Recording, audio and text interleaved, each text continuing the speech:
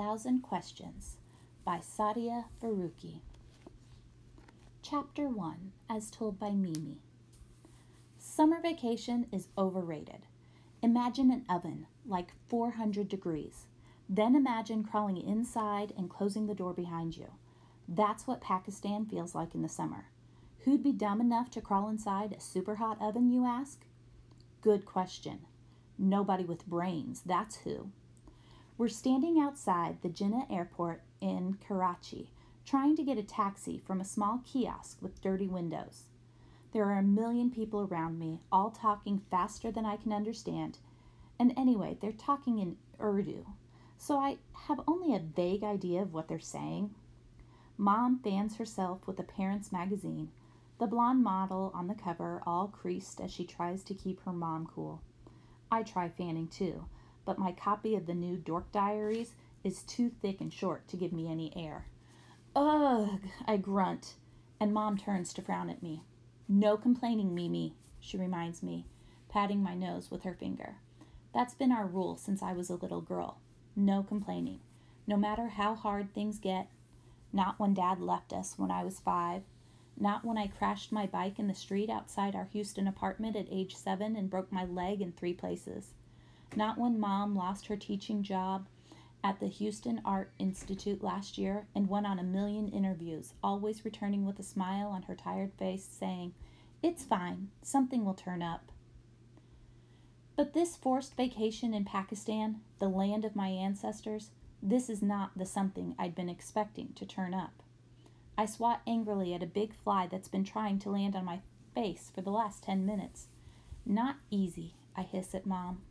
The fly glares at me with its 100 eyes, daring me to catch it. Mom turns back and offers an apologetic smile to the man in the window. "So how much?" she asks in Urdu. I can't speak it too well, but I've heard enough to know what she's saying. How much to go to Grandma and Grandpa's house? That's another thing. I've never even met these Pakistani grandparents of mine, Mom's parents.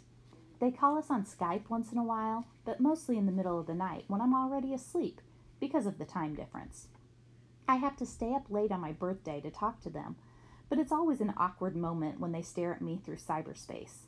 A stern woman with glasses and arched eyebrows, a man with a shock of white hair and twinkling eyes.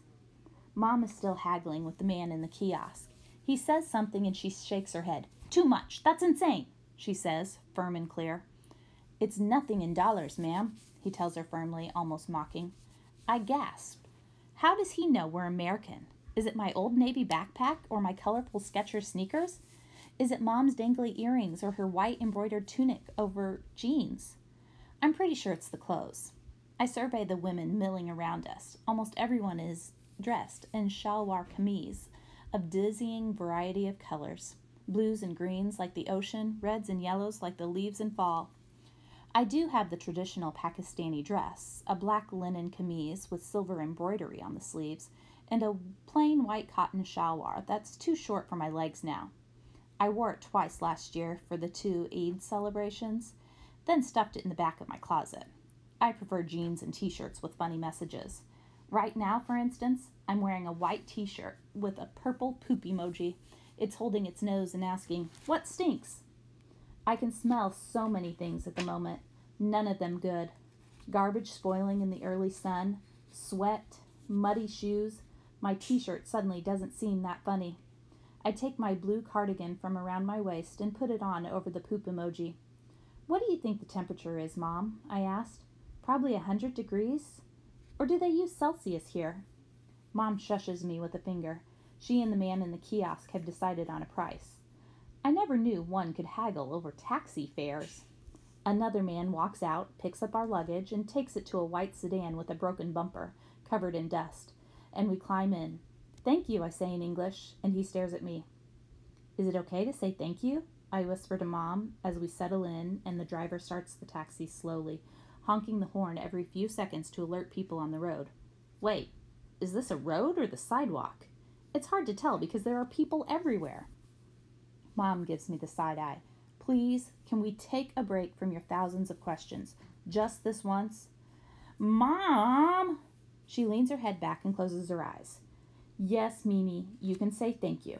or Shukriya. Really? I feel like that guy didn't understand me when I said thank you to him. Or maybe he's just not used to getting thanked. What do you think? She doesn't reply. Mom! I say louder, then feel the driver's eyes on me in the rearview mirror. Just look out the window, sweetie, Mom murmurs. You don't want to miss any details for your travel journal, do you? I grimace, thinking of the journal Mom gave me a few weeks before we left Houston. I'm secretly planning to write to Dad about my trip, even though I haven't heard from him in years. But she doesn't need to know that. Somehow I doubt she'd be thrilled. She always mutters about him and says good riddance to bad rubbish, or something like that if anyone asks. But maybe if I write to him, he'll start writing back. I turn toward the window, shutting my mouth firmly. At least the car isn't too hot. The crowds outside have disappeared, and we're cruising down a big road with neat little trees on each side. The traffic is heavy, though. There are small cars, motorcycles with loads of passengers, and big buses with men sitting on the tops and hanging from the sides. Billboards line the sides of the roads, advertising everything from the latest fashions to cell phone service. A few signs in English proclaim, "Don't forget to vote on August 1st," with dozens of Pakistani flags surrounding the words. My eyes are literally popping out of my head. I can feel them. It's all so strange, but also cool and bright. An explosion of color so sharp it reaches inside me and draws out a little sigh. I realize I'm pressing my face against the window and force myself to sit back and relax. This is Karachi, the largest city in Pakistan, the birthplace of my mom and the grandparents I've never met. This is my home for the next month and a half, whether I like it or not. We pass through congested intersections filled with cars and motorcycles, trucks and donkey carts. I see squat buildings that are obviously offices, and tall glass structures that may or may not be offices. One is definitely a mall, and it rises to the sky. Soon the streets broaden, the cars thin out. We must be in a different part of the city. I squint at the street sign, Sunset Boulevard. Funny, Dad once sent me a postcard from Sunset Boulevard in California, a year after he left. It was the only time he ever sent me anything. Is this an omen? He's a journalist and travels a lot, so he could be anywhere in the world right now. Thanks to Google, I know he's traveled to lots of cool, and some hot, places. The last time I checked, about 6 months ago, he was the Asian correspondent of a fancy pants newswire service somewhere in China. Still, I like to think of him in sunny California, surfing the waves and reporting on shark attacks. I lean my face back against the window, taking in the big houses and the towering boundary walls with barbed wire on top. This journey is never ending. I look sideways at Mom. She's breathing deeply from her mouth, a sure sign she's asleep. Her hands are folded neatly in her lap, her fingers stained deep blue from the last painting she worked on before we left Houston. She can never get the stains out properly. I rummage in my backpack and find my little square journal. It's got a gray leathery cover and thick lined paper. My purple gel pen is tucked inside, serving as a bookmark. Dear Dad, you won't believe I'm on a different continent from all my friends. Right this minute. I'm awake while they're all sleeping, dreaming of who knows what. It's early morning here in Karachi, all the way in South Asia.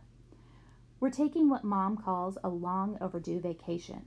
She's finally got a job at a private school as the art teacher, and we have the whole summer to celebrate, instead of worrying about money as usual. My best friend Zoe is spending the summer in Italy. Isn't she Lucky? Lucky. I would give my left arm to go to Europe. Instead, I'm in Pakistan, which Mom says means land of the pure. Ugh, it's pure all right. Pure haze, pure dust, pure heat. Have you ever been to Pakistan? Somehow I doubt it. A white man with light brown eyes and blonde hair would really stand out here. Mom says this place will grow on me if I just give it a chance. But at the moment, I'd give anything to be with you. Would you give anything to be with your family again? Love, your daughter Mimi. The taxi screeches to a stop in front of a sprawling white house with a balcony on the second floor and huge windows covered with metal bars. There are more "Vote" posters plastered on the boundary wall, along with colorful graffiti. Is this it, ma'am? The taxi driver calls out in Urdu. Mom straightens up, yawning.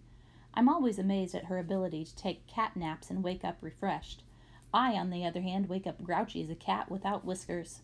Still the same, she says quietly, staring at the houses outside with a dreamy expression.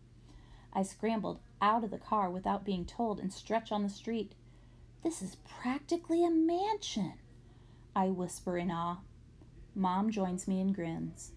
She's standing up straighter than I've seen in a long time.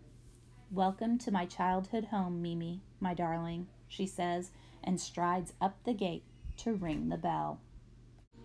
If you want to hear more of Mimi's story and find out about her unlikely friendship with Sakina, the cook's daughter, check out 1,000 Questions from the School Library.